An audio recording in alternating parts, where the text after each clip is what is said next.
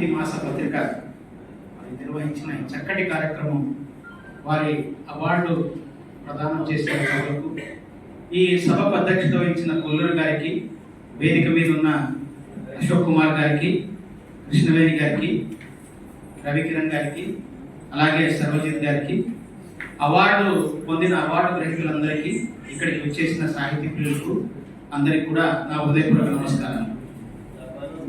తెలుగు భాషకు ఉన్న ప్రాముఖ్యత మీ అందరికీ తెలుసు. తెలుగు కవిత్వము దాని మీద మరి నాకు తెలుగు భాష మీద ఉన్న అభిమానంతో మరి చాలా సాహితీ సభలకు వెళ్ళడము, అలాగే కొన్ని రచనలు చేయడము, కొన్ని పుస్తకాలు రాయడం జరిగింది. నా పుస్తకాలు రాయడం అనేది ఫస్ట్ నేను లీగల్ బుక్స్ ట్యాక్సేషన్ మీద రాయడం జరిగింది. అక్కడి నుంచి మళ్ళీ ఇటువైపు తెలుగులో కొన్ని కవితలు రాయడం జరిగింది. మీ ఇంతకుముందే నా కవిత చెప్తున్నప్పుడు కొన్ని విషయాలు మారవని చెప్పాను. మామూలుగా the only constant in the world is change అని చెప్పి చాలా మంది అంటారంటే ఒక్కటే మార్పు అనేది సహజమని. కానీ కొన్ని విషయాల్లో మార్పు ఉండదు. ఇంతకుముందు మిత్రులు గోల్నారాయణరావు గారు మాట్లాడుతూ లక్ష్మీ షా గురించి మాట్లాడారు. సో లక్ష్మీ షా గారు ప్రస్తుత కలెక్టర్, నేను మాజీ కలెక్టర్. అంటే ఒక 4 years బ్యాక్ నేను ఇక్కడ 3 సంవత్సరాలు పనిచేశాను. సో అదొక మార్పు. అలాగే చాలా మార్పులు, మనకు టెక్నాలజీ వచ్చేసింది. మనకి ఇప్పుడు మన కవులకు ఏ విధంగా ఆదరణ ఉందని మీ అందరికీ తెలుసు. కవిత ఏ విధంగా మనకు ఈ తెలుగు సాహిత్యం మీద ఎంతమంది చదువుతున్నారు, ఎంతమంది ఇచ్చేస్తున్నారు, ఆదరిస్తున్నారని మీకు తెలుసు. కానీ మారింది ఏమంటే కొల్లూరు గారి ఈ ఎక్స్రే, ఈ ప్రయాణం ఏదైతే ఉందో కవులకు అవార్డులు ఇవ్వడం అనేది అది మారలేదు. ఎంత నిబద్ధతతో వాళ్ళు స్టార్ట్ చేశారో అప్పటి నుంచి 44 సంవత్సరాలు, మరి అంటే 4 decades is not a small period. In fact ఆ విధంగా మరి వాళ్ళ అవార్డు మరి కంటిన్యూ చేస్తున్నారు. ఈ ఏదైతే ఉందో సాంప్రదాయం, దానికి నేను ఆయన పూర్తిగా మనస్ఫూర్తిగా ఆయనకు అభినందనలు తెలుపుతూ, చాలా చక్కటి మరి వారి టీం అందరికి కూడా నేను అభినందనలు తెలుపుతున్నాను. అది చాలా ఇంకా ఇలాగే ఈ ఎక్స్రే అవార్డుల ప్రయాణం సాగాలని చెప్పేసి నేను కోరుకుంటూ, నాకు తెలుగు కవితలు అనేటప్పటికీ ఇంతకుముందు చెప్పాను కొన్ని మార్పులు, చాలా కవితల్లో కూడా మనకు తెలుగు కవితలు కూడా చాలా మార్పులు వచ్చాయి. ఏదో మనకు వేమన గారి ఆట వెళ్ళింది, అక్కడి నుంచి మొదలుకొని మనకి ఇప్పుడు హైకులు, నానీలు ఇవన్నీ వచ్చేసాయి. మన గజల్, మనకు రదీపులు, కవ్యాలు అన్ని మన తెలుగు కవిత్వంలో చాలా వచ్చాయి. నాకు నచ్చిన తెలుగులో కవులంటే నేను ముగ్గురిని, నేను చిన్నప్పటి నుంచి నా కాలగమనంలో, నా జీవన ప్రయాణంలో మొట్టమొదటిగా స్టార్ట్ అయింది వేమన గారు. ఒక భోగి అయి, ఒక వియోగి అయి, ఒక యోగిగా మారి ఆయన తన జీవిత యొక్క అనుభవాన్ని చాలా చక్కటి సరళమైన భాషలో మరి ఆయన కవిత్వం అనేది రాయడం జరిగింది. ఇప్పటికి కూడా వేమన రచనలు మరి అందరికి కూడా మరి ఉపయోగకరం, సమాజానికి ఉపయోగకరం. అందరికీ మీకు తెలిసింది ఎంతో సరళమైన భాషలో రాశారు ఆయన. మరి ఆయన ఏది చూసినప్పుడు, చిన్నప్పుడు స్కూల్లో పద్యాలు చదువుతున్నప్పుడు కూడా దాని యొక్క భావము, సారాంశం అప్పుడు అర్థం కాలేదు. కానీ ఎప్పుడైతే వయసు పెరిగి కొద్దీ ఆయన రాసిన ఏదైనా పద్యం తీసుకున్నప్పుడు there has a specific meaning. ఆ రోజుల్లో ఉన్న సమాజంలో ఏ విధంగా మనకు పరిస్థితులు ఉన్నాయని చెప్పేసి ఆయన రాశారు. ఈ రోజు కూడా అన్ని కూడా నేను అనుకోవడము almost all excepting 1 sentence in 1 ఇంకో ఒక పద్యంలో నాకు అనిపించింది, బహుశా అది ఈ రోజు అది కరెక్ట్ కాదేమో అనిపించింది. కానీ మిగతా అన్ని కూడా మీరు ఏదైనా తీసుకోండి, మనకి ఇంతకుముందు ఎక్స్రే అవార్డు వేరే అన్నారు. సో ఆయన రాసిన మనకు ఉప్పు కప్పు రంగు అనే పద్యం తీసుకుంటే మనకు మానవుల్లో ఉన్న భిన్నత్వం ఎలా ఉంది అని చెప్పి ఆయన చెప్పాడు. అలాగే తప్పులు ఎన్నో వారు తండోపతండ పొందారంటే మనకు వ్యవస్థాగత దోషాలని ఆయన చూపించారు. అలాగే ధనమెచ్చిన మదమెచ్చిన అంటే అహంకార ప్రవృత్తిని, మనకు గర్వం అనేది ఎలా మనకు ఉంటుందో అనేది మనకు చెప్పడం జరిగింది. అలాగే ఆత్మశుద్ధి లేని ఆచారం అది ఎలా అంటే మనకు ఏదైతే గాడి తప్పిన మరి ఈ ఆచార వ్యవహారాలు, సాంప్రదాయాలు ఏ విధంగా మనకు సమాజానికి మంచివి కాదని చెప్పడం జరిగింది. అలాగే ఆయన తర్వాత నాకు నచ్చిన కవుల్లో గుర్రం జాషువా గారు, మరి శ్రీశ్రీ గారు.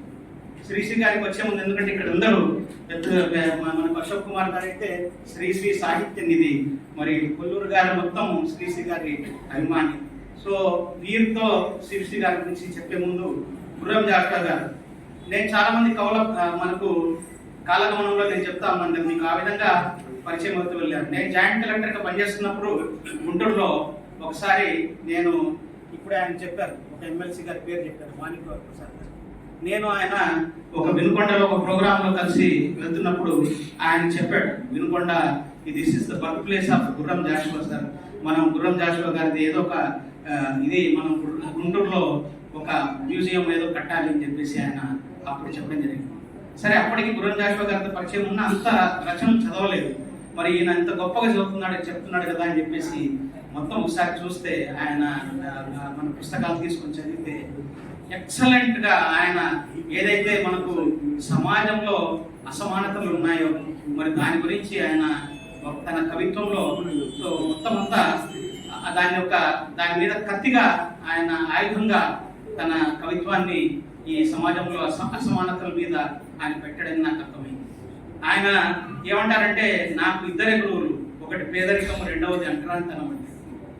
ఈ పేదరికం అనేది, ఈ పేదరికం నాలో సహనాన్ని పెంచితే, రెండవది నన్ను ఎప్పుడు కూడా నిరుత్సాహపరచలేదు, దాన్ని ఎదుర్కొనే శక్తిని ఇచ్చింది అంటాడు. సో ఆ విధంగా ఆయన చూస్తే ఆయనకు నా కత్తికి సమాజంపై ద్వేషం లేదు కానీ దాని విధానాలపై ద్వేషం. సో తన కవితల్ని ఒక కత్తిగా, ఒక ఆయుధంగా ఆయన ఈ సమాజంలో ఉన్న అసమానతల మీద, అంటరానితల మీద అప్పుడు ఆయన రాయడం జరిగింది. ఆయన రాసిన ఎన్ని చూసినా కూడా మీరు ఆయన మనకు రచనలు చూస్తే గబ్బిలం దగ్గర నుంచి ఫిర్దౌసి కానివ్వండి, రుక్మిణి కళ్యాణం కానివ్వండి, సత్య హరిశ్చంద్ర కానివ్వండి, జైమున్నిసా కానివ్వండి, గుస్తాస్మాల్ కానివ్వండి, వండర్ఫుల్ గా ఏది మీరు తీసుకున్నా కూడా చాలా చక్కగా మరి ఆయన రాయడం. ఏదైతే మనకు కాళిదాస్ గారి మేఘ సందేశం లాగా ఆ రీతిలో ఆయన నడిపిన గబ్బిలం మరి ప్రముఖంగా టాప్ మోస్ట్ ప్లేస్ ఆయన రచనల్లో మరి తీసుకుంటుంది. మరి అప్పట్లో మనకు యక్షుడు ద్వారా పంపించిన సందేశం కాకుండా ఒక గబ్బిలం ద్వారా ఒక అరుంధతి సుతుడు పంపించడం అనేది చాలా మరి చక్కగా ఆయన రాయడము, ఆయన ఆ అరుంధతి సుతుడు పడే వ్యధని చాలా చక్కగా తన పుస్తకంలో గబ్బిలంలో మరి వర్ణించడం జరిగింది. ఈ రోజున ఇంతమంది కవులు ఇక్కడ అవార్డులు అందుకుంటున్నారంటే కవుల గురించి ఏదైతే సముచిత స్థానం మనకు సమాజంలో ఉందో మరి ఈయన గుర్రం జాషువా గారు ఆ రోజుల్లో 1932లో ఇప్పుడు రాసిన ఫిర్దౌసిలో ఆయన చెప్పడం జరిగింది.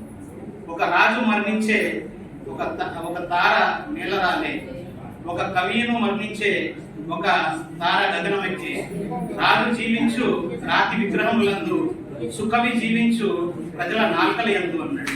అంటే ఈరోజు ఏదైతే అవార్డ్స్ అందుతున్న వీళ్ళందరికీ కూడా మరి అటువంటి సముచిత స్థానం ఉండాలి సమాజంలో అని ఆయన ఆ రోజుల్లోనే చెప్పాడు. అలాగే ఉండాలి రాను రోజుల్లో కూడా నేను కోరుకుంటూ, మరి ఆయన చాలా చక్కటి, నేను చాలా మటుకు నాకు ఫ్రీ టైం దొరికినప్పుడు మరి చదువుతా ఉంటే ఆయన రచనలు చాలా అప్పట్లో ఉన్న ఈ ప్రాబ్లమ్స్ మీద ఆయన రాయడము చాలా బాగుంటుంది, చాలా బాగా రాశారు. ఆయన చెప్పడం ఏంటంటే, వడగాల్పులే నా జీవితం అయితే ఈ కవిత్వమే నా వెన్నెల అన్నాడు. సో ఆ విధంగా ఆయన మరి గుర్రం జాషువా గారి నాకు చాలా అభిమానం ఆయన. ఇంకా చివరగా శ్రీశ్రీ గారు అంటే వల్లమల్ల అభిమానం. చాలా మంది ఇప్పుడు గుర్రం జాషువా గారి పుస్తకాలు చదివి ఆయన ఫ్యాన్ అయ్యాను, కానీ ఈయన శ్రీశ్రీ గారి ఫ్యాన్ అవడము మరి పుస్తకాలు చదివి కాదు. ముందుగా నేను ఒక సినిమా చూసినప్పుడు, ఆ సినిమా చూసిన తర్వాత ఆయన ఫ్యాన్ అవ్వడం జరిగింది. స్కూల్లో చదువుతున్నప్పుడు ఆకలి రాజ్యం వచ్చింది, కమల్ హాసన్ అంటే అప్పుడు చాలా చాలా ఫేవరెట్ అభిమాన్ నటుడు.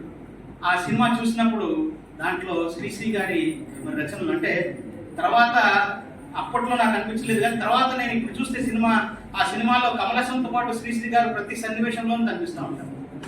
అంటే అప్పట్లో ఆ సినిమాలో ఉన్న క్లైమాక్స్ నాకు ఆ డైలాగ్స్ ఇప్పటికీ చాలా మటుకు గుర్తు. శ్రీశ్రీ గారు రాసినవి. ఈ కమల్ హాసన్ అప్పుడు మనకు బార్బర్ షాప్లో ఉన్నప్పుడు చలం ఒక చిన్న క్యారెక్టర్గా ఆయన వచ్చేసి మనకు అతన్ని ఏం పేరు అబ్బాయి, ఏ ఊరు అబ్బాయి అని అడుగుతాడు. అంటే నేను పుత్తూరు అండి అంటే సడన్గా ఏ కులం అబ్బాయి అంటాడు. అనగానే ఇతను ఆన్సర్ ఇవ్వకుండా, మరి కథానాయకుడు క్యారెక్టర్ మీకు తెలిసిందే దాంట్లో ఆకలి రాజ్యం, ఇతను సమాధానం ఇవ్వకుండా పదవీ వ్యామోహాలు, కులమత భేదాలు, భాషా ద్వేషాలకు చెలరేగే నేడు ప్రతి మనిషి మరి ఒకరిని దోచుకునేవాడే, తన సౌఖ్యం తన భాగ్యం చూసుకునేవాడే, స్వార్థమే అనర్థ కారణం దాన్ని చంపుకునే శ్రీమతాయం అంటాడు. అంటే ఎవరు రాశారు అబ్బాయి అంటే శ్రీశ్రీ అని ఇప్పుడు చెప్తాడు. సో ఆ విధంగా మీరు ఆ సినిమాలో ఎక్కడ చూసినా కూడా శ్రీశ్రీ గారి రచనలు అన్నీ కూడా కనిపిస్తాయి. ఈవెన్ కొన్నిసార్లు ఒక సన్నివేశంలో కథానాయకుడి తండ్రి మరి ఏంటి నీకు ఇప్పుడు ఇంట్లో నుంచి ఇంత వెళ్తుంటే ఇప్పుడు నీకు గుర్తు రాలేదా శ్రీశ్రీ అంటే, మళ్ళీ కథానాయకుడి డైలాగులు పోనీ పోనీ పోతే పోనీ సంతులు సుతులు ఎత్తులు పోనీ రాని రాని వస్తే రాని కష్టాలు నష్టాలు గోపాలు తాపాలు రాని చక్కటి ఆ డైలాగులు మరి వింటుంటే ఎంతో మరి శ్రీశ్రీ గారి అప్పటి నుంచి నాకు శ్రీశ్రీ గారు అంటే అభిమానం ఏర్పడి తర్వాత ఆయన పుస్తకాలను చదవడం జరిగింది. ఆయన నేపథ్యం ఎలా ఉంటుందంటే మీరు అందరూ చెప్పారు. 1930s నేను ఇంతకుముందే సంధ్యా సమస్యలు నేను చెప్పాను. ఆ రోజుల్లో సామాజిక చైతన్యం ఏదైతే మనకు ఒక అక్షరబద్ధంగా దాన్ని చేసే ఒక కవి కోసం, ఒక యుగ కవి కోసం ఎదురు చూస్తున్నప్పుడు అప్పుడు వచ్చాడు ఈయన. మనకు మామూలుగా వచ్చాడంటే మామూలుగా రాల. ఏ విధంగా వచ్చాడంటే ఈ ప్రపంచానికి నేను సైతం ఒక సమిధన అవుతాను అని చెప్పేసి ఒక జయగిరి మోగించి వచ్చాడు.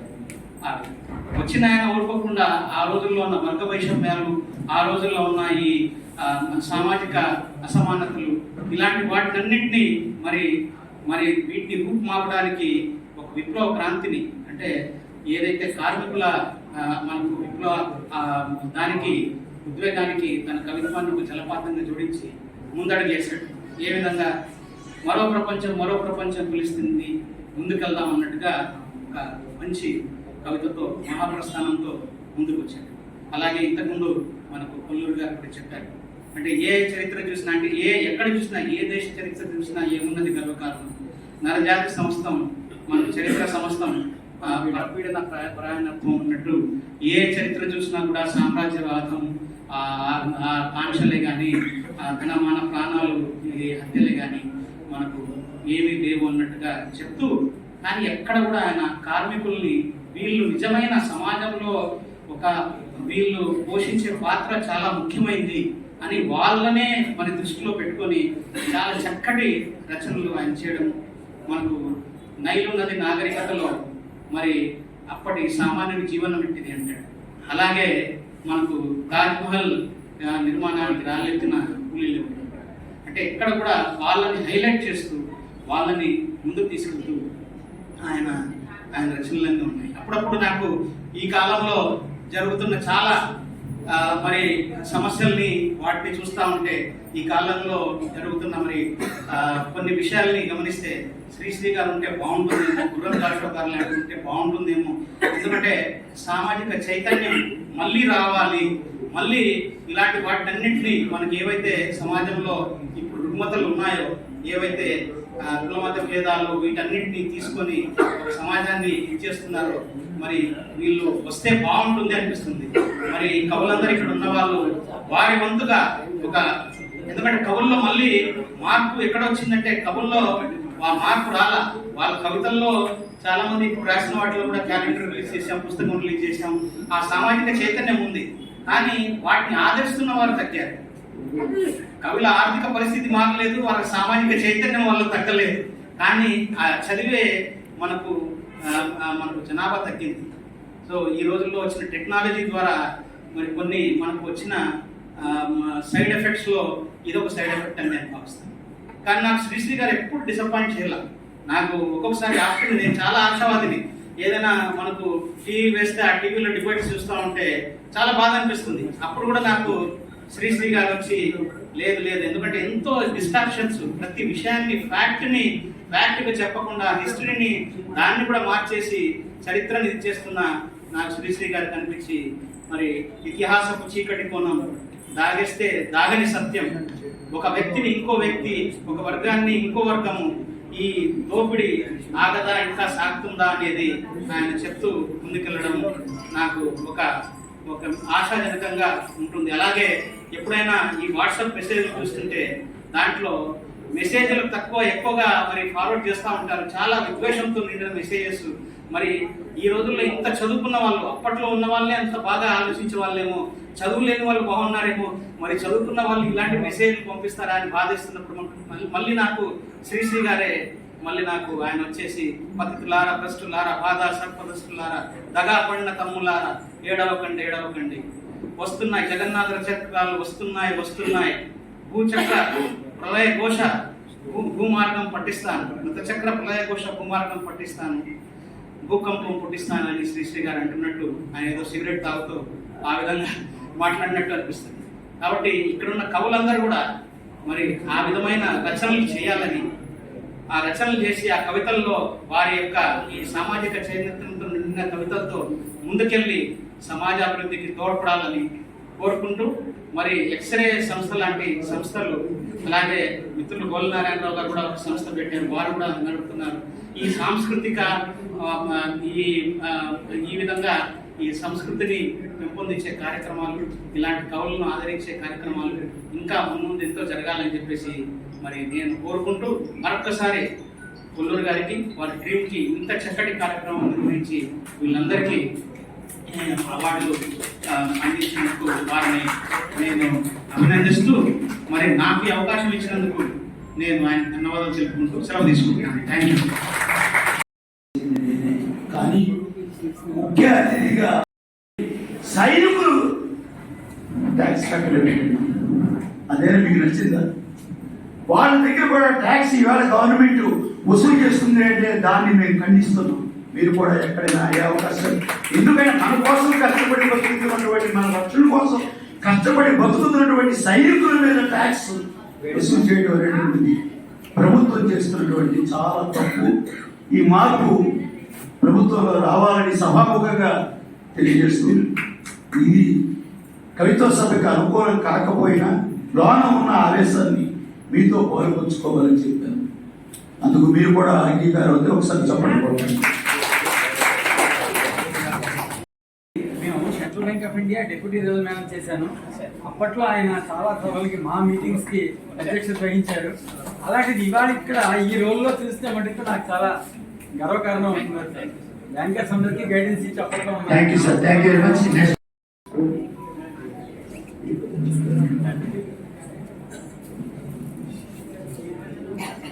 సరోజిత్ గారికి, నందనోదయ గారికి,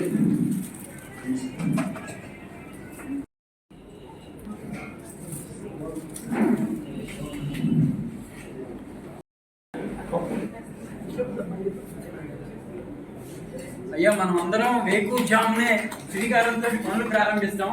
ఆయన వేకువ జాము శ్రీకారం, వే జా శ్రీ అనే మూడింటికి కలిపి ఒక 30 కవుల పేర్లు మనకి చక్కగా ఇచ్చారు ఆయన.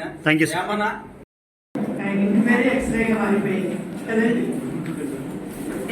ఎక్స్రే సాహిత్య మహాసభకి 44వ అవార్డుల మొదలుపెట్టిన సందర్భంగా ఈ కార్యక్రమంలో మనందరం కలుపుకొని చాలా సంతోషం. ముఖ్యంగా ముఖ్య అతిథిగా విచ్చేసినటువంటి ఇంతియాజ్ గారి మనలో కొత్త స్ఫూర్తిని తగిలించి ఎవరైతే ఈరోజు అవార్డు పొందారో ఆ కవులు సన్మానం పొందడం ద్వారా కొత్త ఉత్తేజాన్ని పొందడంతో పాటుగా నూతన స్ఫూర్తిని పొంది కొత్త అంశాలను ఎంచుకునే సమాజానికి దర్శనం పడేటట్టుగా ఆయన మంచి ఉపన్యాసాన్ని ఇచ్చారు. ముఖ్యంగా ఇంకా అందరూ కూడా మరి వెళ్ళే సమయం అయింది కాబట్టి నేను కూడా ఎక్కువ సమయం తీసుకోను, కానీ కొల్లూరు గారిని తన సహధర్మచారిని కనకమల్లి గారిని కూడా అభినందించాల్సిన అవసరం తప్పనిసరిగా ఉంది. ఇక్కడ 44 సంవత్సరాలు ఒక కార్యక్రమాన్ని నిబద్ధతతోటి క్రమశిక్షణతోటి ఇంతమంది భాగస్వామ్యంతో నిర్వహించడం అంటే మామూలు విషయం కాదు ఈ రోజు. ఎందుకంటే ఆన్లైన్లో చూసుకోవచ్చు, తర్వాత వీడియో వస్తుంది అని ప్రతి ఒక్కరు ఇంటి దగ్గర కూర్చోంటున్నారు. ఈ రోజు అవార్డు గ్రహీతలతో పాటు కుటుంబ సభ్యులు వచ్చారు కాబట్టి మన సభ నిండుగా ఉండొచ్చు. కానీ మీరు వెళ్ళడం ద్వారా ఇలాంటి కార్యక్రమాలకు పెడితే మనం చాలా విషయాలు తెలుసుకుంటామని కూడా మీరు గుర్తుంచుంటారని నేను గమనిస్తున్నాను. ఇంకోటి ఏంటంటే ముఖ్యంగా ఇక్కడ వేదిక మీద ఈరోజు మాట్లాడిన పెద్దలందరి ద్వారా కూడా చాలా విషయాలు మనం తెలుసుకోవాలి. సాహిత్య కార్యదర్శి అశోక్ కుమార్ గారు చాలా విషయాలు మనకి గుర్తు చేశారు.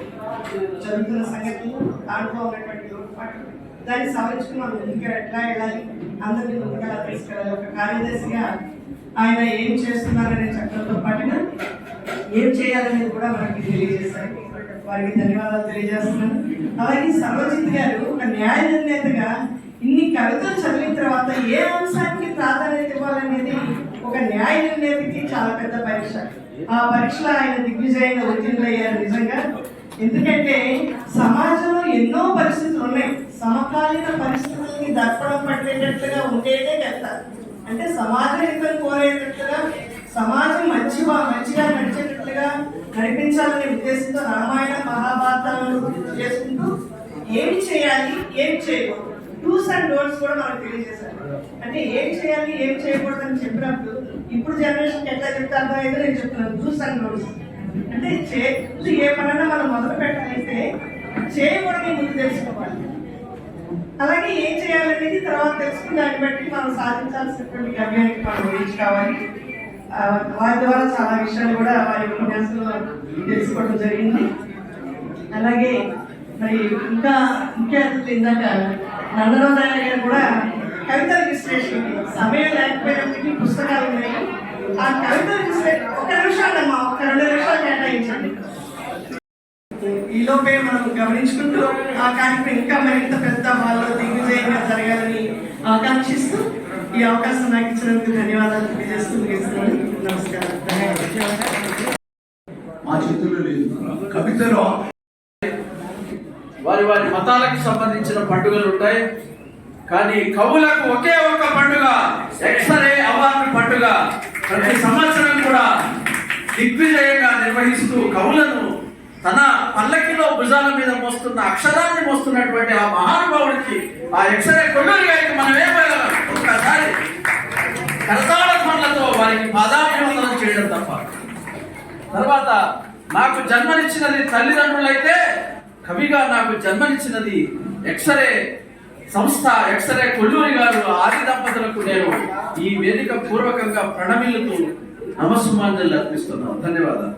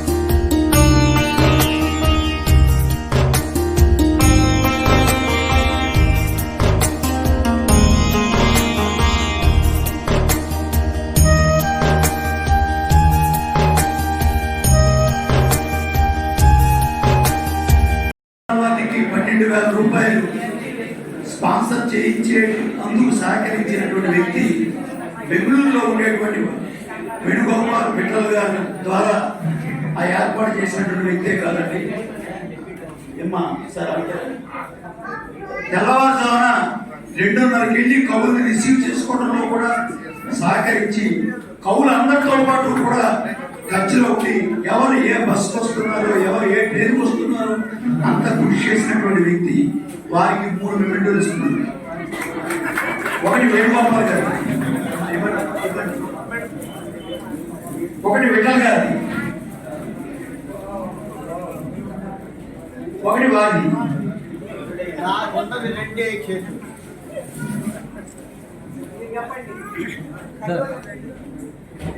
ఈ సామర్థ్యానికి మాత్రం నోట్ చేయడం.